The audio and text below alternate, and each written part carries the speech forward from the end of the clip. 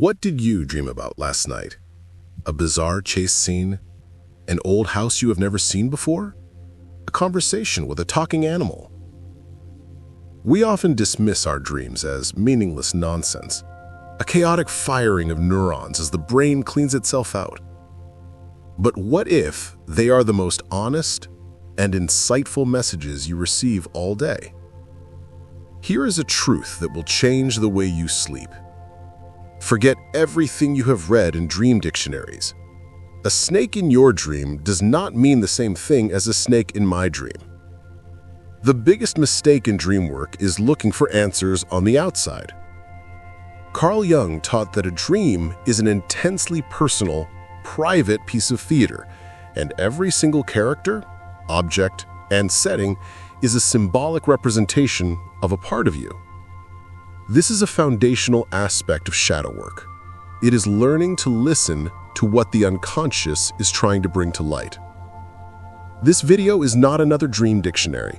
It is a beginner's guide to a new language, the language of your own soul.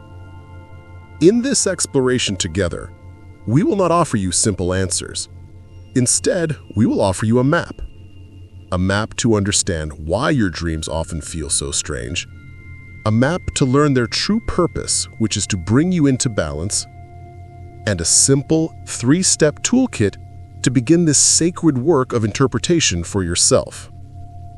Your soul is mailing you a personal, symbolic letter every single night. The question is, are you ready to learn how to read it? A dream is a wild animal. It emerges from the deep forest of the unconscious, steps into the clearing of your mind for a fleeting moment, and then vanishes with the morning light. And what is our first instinct when faced with something so wild and mysterious? We try to cage it. We try to label it. We try to put it in a zoo for our own understanding. This zoo is the dream dictionary. The ego, our conscious mind, craves order. It is the manager, the problem solver, the list maker. It sees the bizarre, illogical world of a dream as a problem to be solved, a riddle to be cracked, an achievement to be unlocked. And so it does what it does best. It seeks an external, definitive answer. Dream of teeth falling out, meaning. Dream of being chased, meaning. This is the ego's attempt to apply the rules of its world to a world that has no rules. And this is why it is destined to fail. Let me tell you about Michael, a 45-year-old project manager. His life was a series of Gantt charts and deadlines. Everything was logical, measurable, controllable. But every few weeks, he had the same recurring dream. He was standing on one side of a deep canyon. On the other side was a beautiful, sunlit landscape that felt like home. And he was building a bridge to get there. But no matter how hard he worked, the bridge was never finished. There was always one piece missing right in the middle. He would wake up with a feeling of profound frustration, a gnawing anxiety that shadowed his entire day. So Michael did what any logical person would do. He went online. He typed in, "dream of an unfinished bridge." And the dream dictionaries gave him their answers. An unfinished bridge represents a transition in your life that is incomplete. It may symbolize a fear of commitment or a missed opportunity. He read the words, and for a moment, his ego was satisfied. It had an answer. It had a label for the wild animal. But the feeling in his heart was emptiness. It felt cheap, a generic label stuck on a deeply personal mystery. The definition was technically correct, but it was utterly devoid of life. It did not touch the specific aching frustration that the dream gave him. The gnawing feeling remained. The bridge was still unfinished. This is the collapse of the achievement-based approach to the soul. You cannot Google the meaning of your own heart. Carl Jung understood this better than anyone. He taught that a dream is not a public statement. It is a deeply personal letter written in a secret, symbolic language that only you can truly decipher. Imagine receiving a handwritten letter from a loved one filled with private jokes, shared memories, and intimate nicknames, and then trying to understand it by looking up the words in a public dictionary. The dictionary might tell you the definition of the word river, but it cannot tell you about the lazy afternoon you and your grandfather spent by the river, the specific feeling of the sun on your skin, the smell of the damp earth. It cannot tell you what the river means to you. This is the fatal flaw of the dream dictionary. It gives you the public meaning, but it strips the symbol of its personal power. The work of understanding a dream is a core part of shadow work, because dreams are the primary way the unconscious, the shadow, communicates with the conscious mind. They're not trying to confuse you, they're trying to compensate, to balance you.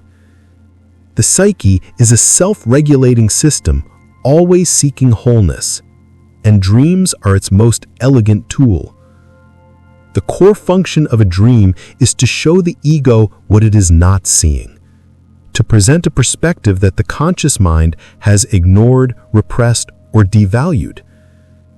If your conscious life is overly intellectual and controlled, like Michael's, your dreams may be filled with wild, chaotic, emotional energy.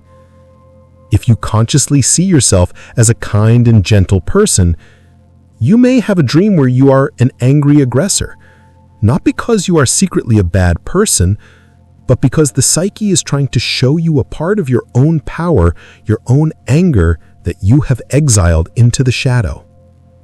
The dream is the psyche's attempt to say, "Look here, you have forgotten this part of yourself. We are out of balance. We need this to be whole."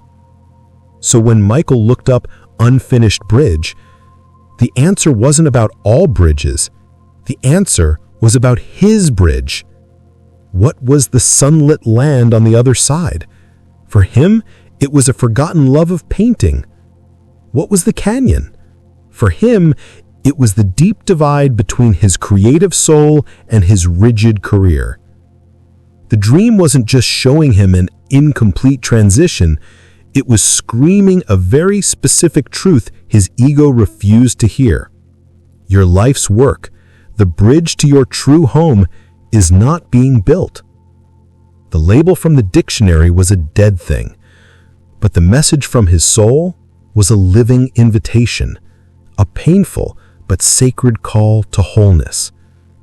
So if the dream is not a riddle to be solved, if it is not an exam to be passed, then what is it? And how do we begin to read this personal, sacred language?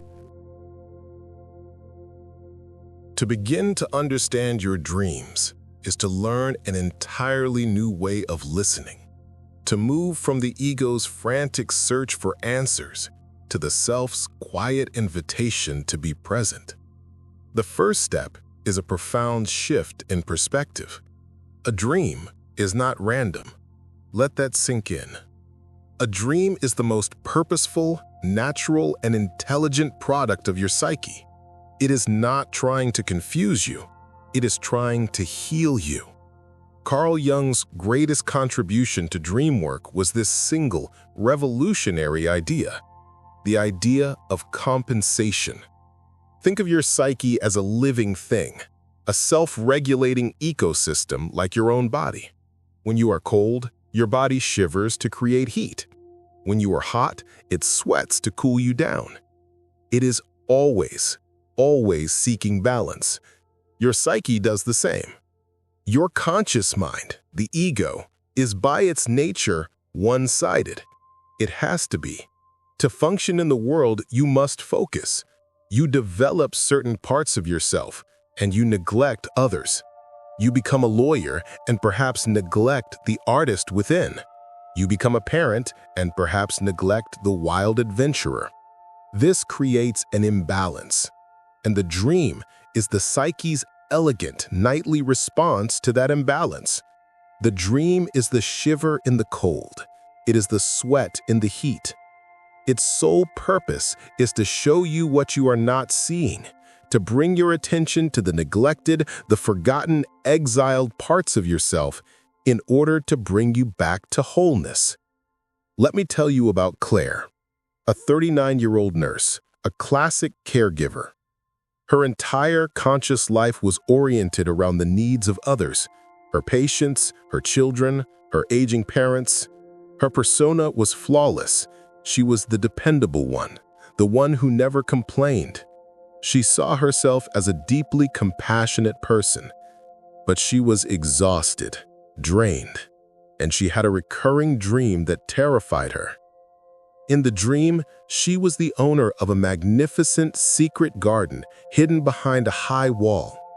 The garden was filled with the most beautiful, exotic flowers she had ever seen.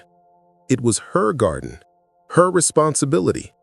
But in the dream, she was always on the outside of the wall, too busy helping other people water their own small, simple gardens.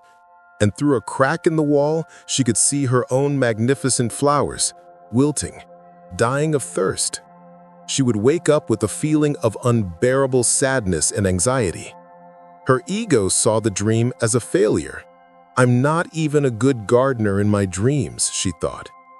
But through a Jungian lens, we see the truth. The dream was not a criticism. It was a rescue mission. Her conscious life was completely one-sided, all giving, no receiving. So her unconscious produced a powerful, compensatory image. The secret garden was her own soul, her own creativity, her own needs, her own untamed beauty that were being completely neglected. The dream was not telling her she was a bad person. It was screaming with the symbolic language of the heart. "Please, come back. Water yourself. You are dying of thirst." It was her soul's desperate, loving attempt to save her from her own goodness. This brings us to the language of dreams. Why don't they just speak plainly? Why the strange symbols, the bizarre plots? Because the unconscious does not speak in the language of prose. It speaks in the language of poetry. It does not communicate like an engineer writing a technical manual. It communicates like a poet painting a masterpiece.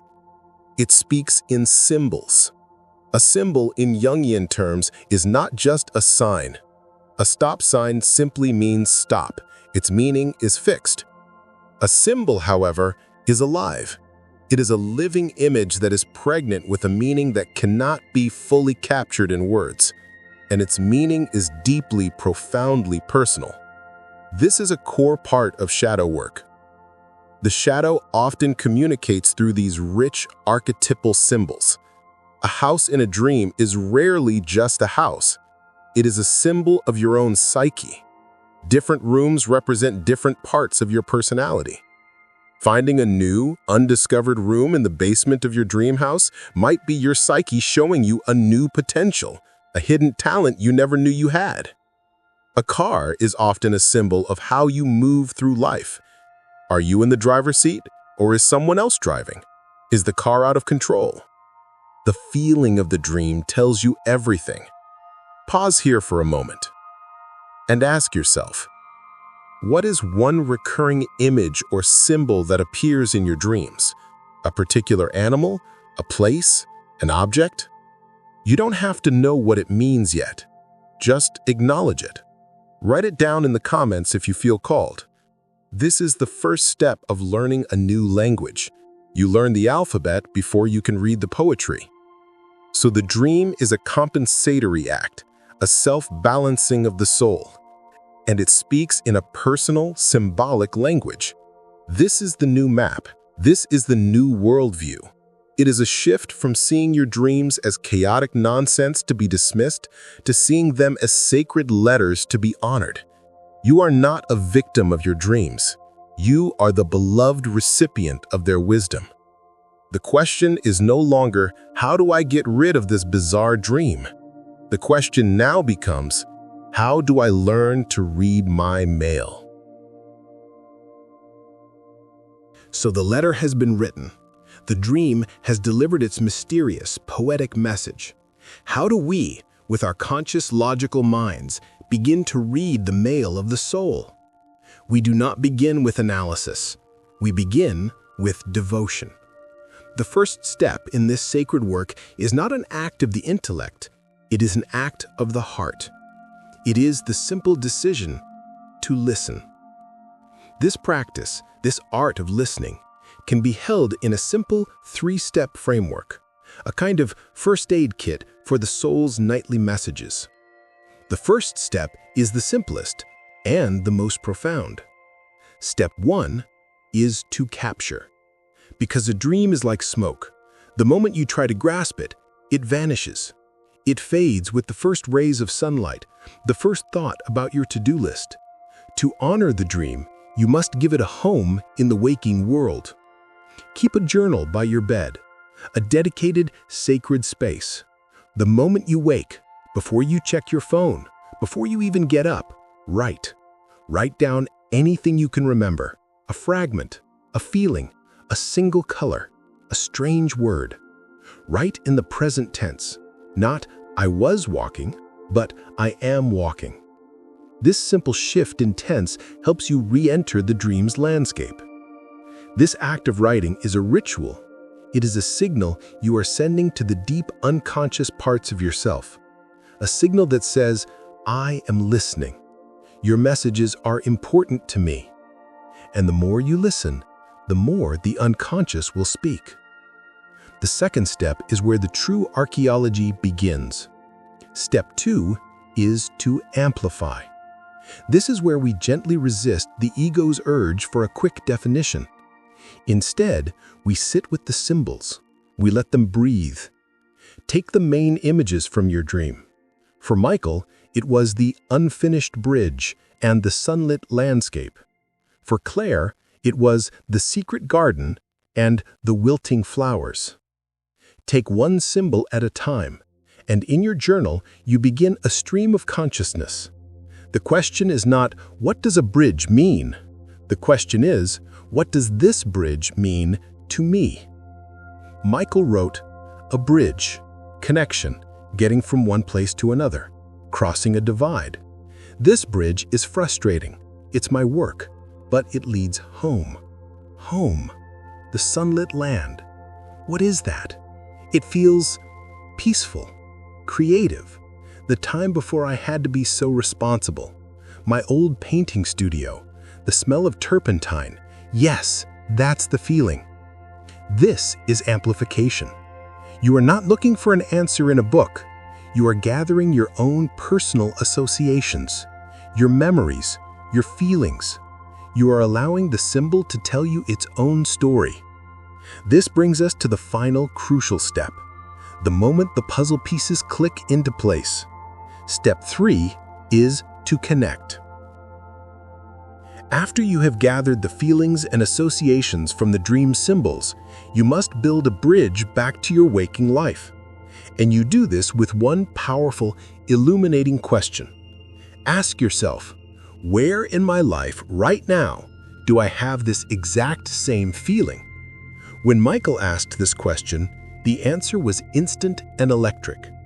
The feeling of working tirelessly on a bridge that never gets finished was the exact same feeling he had every single day at his job. The feeling of profound frustration, of being stuck.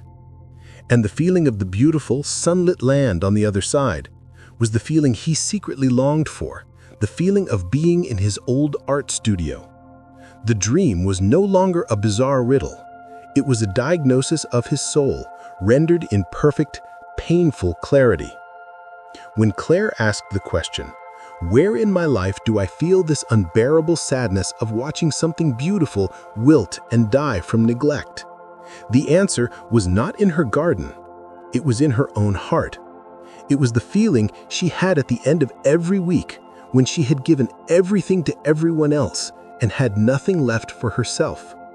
The dream gave her a perfect, heartbreaking metaphor for her own burnout. This three-step process, capture, amplify, and connect, is not a formula for finding a single, correct meaning. It is a practice for beginning a dialogue. Sometimes a dream's message will be instantly clear. Other times, it may take weeks or months of sitting with an image before its wisdom unfolds. Patience is key. This is shadow work. It is the gentle, persistent work of bringing the unconscious into relationship with the conscious. Let's try a small practice together. I invite you to a small act of devotion. For the next 3 nights, place a notebook by your bed. Make the intention right now to honor whatever message comes. Your only goal is to capture one single thing, an image, a feeling. Then, in the comments for this video, share that one image. No interpretation needed, just the simple, sacred act of writing it down. Let's create a collective dream journal together. The goal of this work is not to become a dream expert. The goal is to become a better friend to your own soul, to learn its secret language, to honor its nightly letters, and to realize that you hold within you a source of wisdom more profound than any book, a guidance system that is always trying to lead you back home to yourself.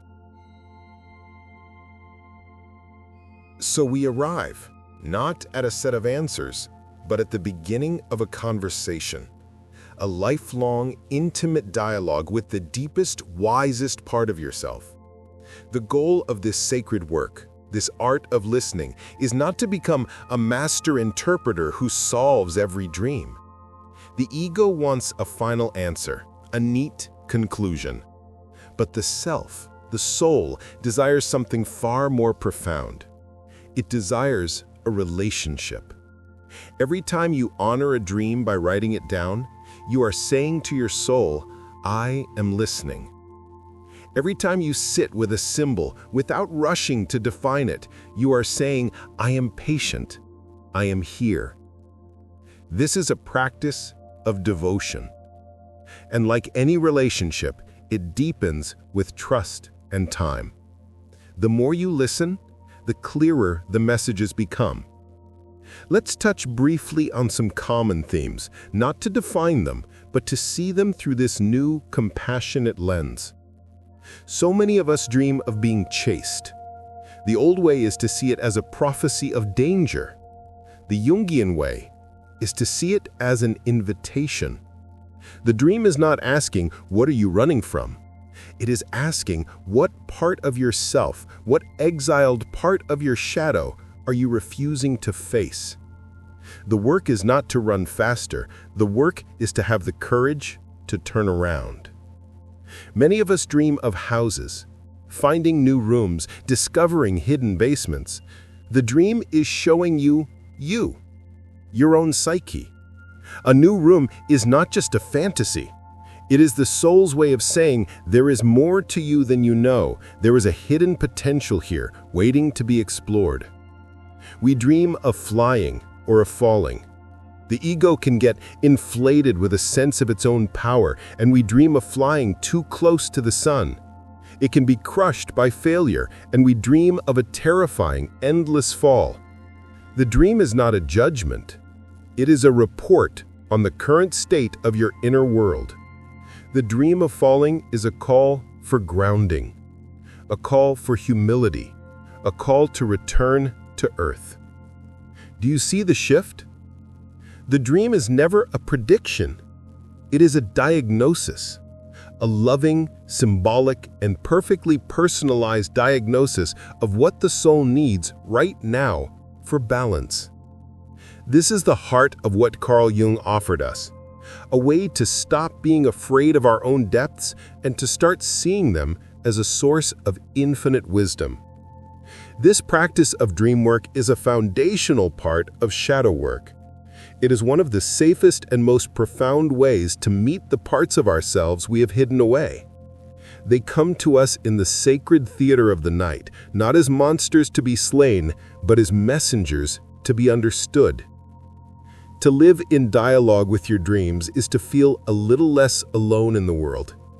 It is to know that you are in a constant, creative partnership with a deep intelligence that has your best interests at heart. It is to navigate your life not just with the small, limited map of your ego, but with the vast, starry map of the self. As we close this exploration, I invite you to remember the practice. The simple, sacred act of placing a notebook by your bed, to write down one image, one feeling, to honor the letter that arrives in the quiet of the night. This is where the conversation begins.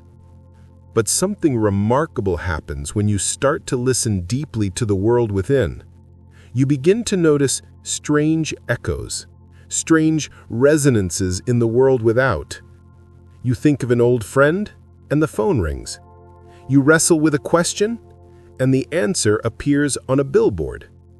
We call them coincidences, but Jung had a different, more magical name for them. And in our next journey together, we will explore these winks from the universe. We will learn to read the signs that life is trying to send you.